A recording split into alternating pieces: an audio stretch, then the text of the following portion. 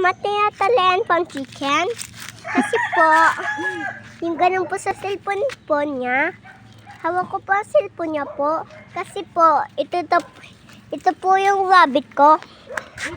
Para maganda. Yan sila, maganda sila. Tapos ito na po si mama. Kaya pagalitan kasi po ako. Kasi po maganda na po ang manok. Tapos papagandahin natin. Papagandahin ko ang manok ni daddy, ha?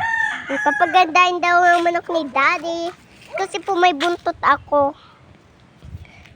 Tapos ako po ito. Hi. Tapos ito pa po ang buntot ko.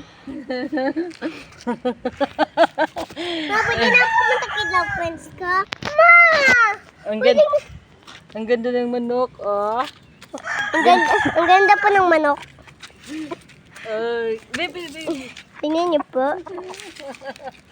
Pagalitan tayo. Yan na. Oh. Shaky.